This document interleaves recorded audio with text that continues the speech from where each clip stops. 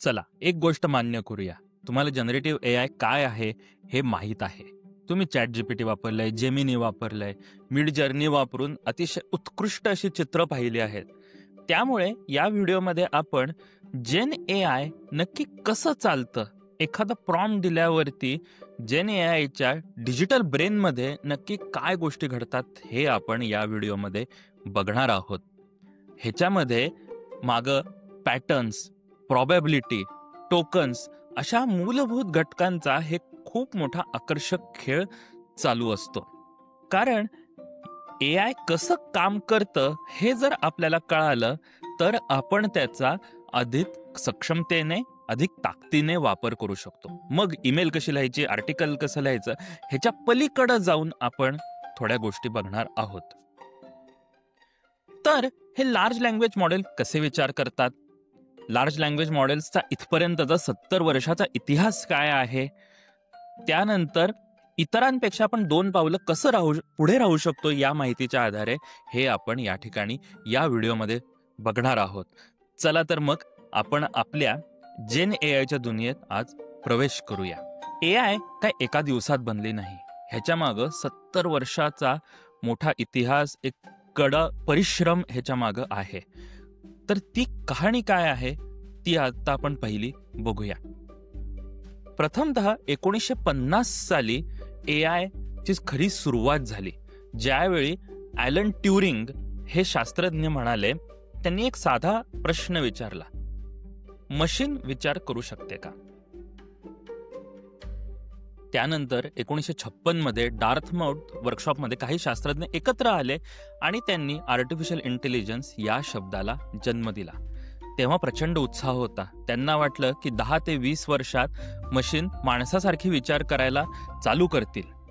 आणि मग एक अपेक्षाभंग झाला. त्याला आपण 70 ते 80चा दशक म्हणतो, ज्याला AI विंटर म्हणतात. त्यावेळी शास्त्रज्ञांना कळलं की मशीनला एका माणसासारखा विचार करणं लागणं हे खूप अवघड आहे, कारण त्यासाठी एक जो मोठा घटक लागतो तो म्हणजे डेटा. हा डेटाच त्यावेळी नव्हता आणि खूप सरकारांनी आणि कंपन्यांनी त्या काळी या AI प्रोजेक्ट्सना पैसे देणं बंद केलं आणि ह्याला आपण म्हणतो AI विंटर, म्हणजे हिवाळा पडला होता, अक्षरशः कोणीही पैसे देत नव्हतं. त्यानंतर आले 1990 ते 2000चं दशक. AI विंटर नंतर शास्त्रज्ञांनी आपला दृष्टिकोन बदलला. मशीनला नियम शिकवण्याऐवजी उदाहरणं देऊन शिकवायला चालू झालं. यालाच आपण म्हणतो मशीन लर्निंग. म्हणजे कॉम्प्युटरला त्यांनी काय केलं, हजारो कुत्र्यांची फोटो दाखवले, हजारो मांजरांची चित्र दाखवली आणि त्यातनं मशीनलाच मग कळायला लागलं की कुत्रा कुठला आहे आणि मांजर कुठला आहे. म्हणजे माणूस जसा शिकतो त्या पद्धतीने त्यांनी शिकवायला चालू केलं.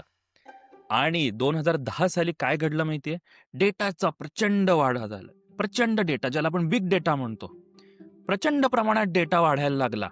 त्यामुळे काय झालं, ज्यावेळी AI विंटरमध्ये शास्त्रज्ञांना प्रश्न पडत होता की डेटा कुठून येईल, त्यावेळी तो प्रश्न या ठिकाणी सुटला, कारण डेटा प्रचंड प्रमाणात मिळायला लागला.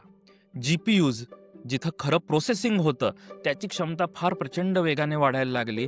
त्यामुळे जेन AI म्हणजे AIच्या पहिल्या पायरीला खरी सुरुवात झाली. 2017 साली एक गुगलच्या संशोधकांनी एक रिसर्च केला. त्या रिसर्च पेपरचं नाव होतं attention is all you need. आणि त्यांनी त्या पेपरमध्ये ट्रान्सफॉर्मर आर्किटेक्चर नावाची एक नवीन पद्धत जगापुढं आणली.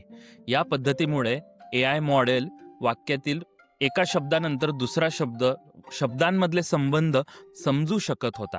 आता तुम्हाला कळालं असेल की GPT मध्ये जो T आहे तो ट्रान्सफॉर्मर, तो याच पेपरमधनं उगमाला आला, ज्याच्यामुळे ChatGPT, जेमिनी आणि ग्रॉक आणि असे अनेक LLM models, large language models उदयास आले.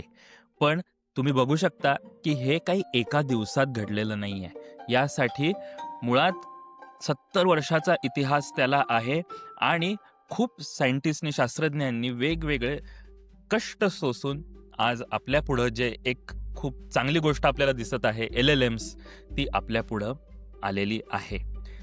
शास्त्रज्ञांनी त्याच्या पुढं जाऊन डेटा इतक्या मोठ्या प्रमाणात प्रचंड फीड करायला चालू केला, इतका डेटा ह्या साईट्सकडं वाढला, या LLMsकडं वाढला की त्यांनी आपण आज कुठलाही प्रश्न विचारला तरी तो त्याचं आपल्याला अचूक असं उत्तर किंवा अचूक असं एक काय देतो, गणित बांधून देतो.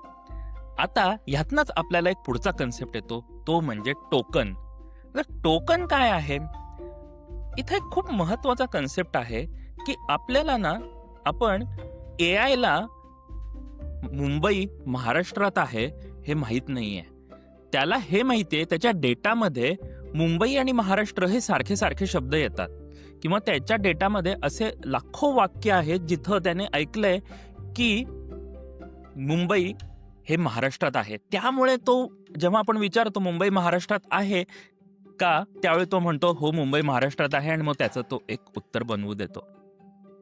आणि ह्याच्यामधूनच आपल्याला अजून एक महत्वाची गोष्ट कळते, ती म्हणजे गुगल विरुद्ध जेन AI. गुगल हा एक लायब्रेरियन आहे, जेन AI हा एक लेखक आहे. गुगल आपल्याला आधी असलेली माहिती तुमच्या पुढं आणून ठेवतो.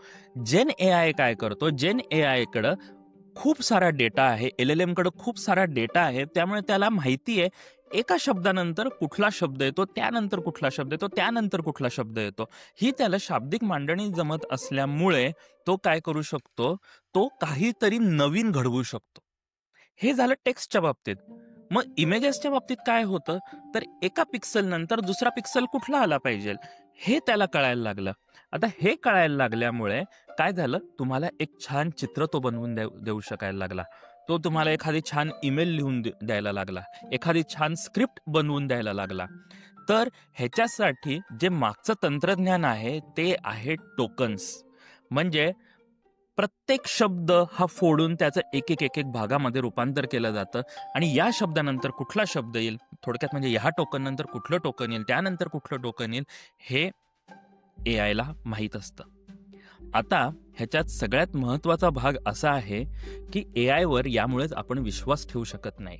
जर मी असं केलं, माझ्या LLM मध्ये मी डेटा शिकवताना मी जर असा त्याला डेटा दिला की चेन्नई हरियाणामध्ये आहे, आता जर असाल मी लाखो वाक्य त्याच्यात टाकली, लाखो कोट्यावधी जर वाक्य त्याच्या डेटा सेटमध्ये टाकली की चेन्नई हरियाणामध्ये आहे, तर LLM काय करतं, AI काय करतं, तर काही स्वतःचं डोकं वापरत नसतं. तो फक्त काय करत असतो की या शब्दानंतर हा शब्द येणार आहे, या शब्दानंतर हा शब्द येणार आहे, एवढंच तो करत असतो. हे सगळं प्रॉबॅबिलिटी बेस्ड असतं. त्यामुळे ज्यावेळी आपण एखादं म्हणतो की AI ने दिलं उत्तर म्हणजे बरोबरच असलं पाहिजे, तर तसं नाहीये. त्याच्या डेटा सेटमध्ये काय आहे त्याच्यानुसार तो तुम्हाला उत्तर देत असतो. आणि जर मी तो डेटा सेट मॅन्युप्युलेट करायचा म्हटला तर तो डेटा सेट मॅन्युप्युलेट होतो, आणि त्याच्यातून आपल्याला काय मिळतो, एक बायस्ड असा आउटपुट मिळू शकतो. त्यामुळे एक लक्षात ठेवा, AI ने दिलेली उत्तरं ही ग्राह्य आपण धरू शकत नाही, कारण ती बायस्ड असू शकतात.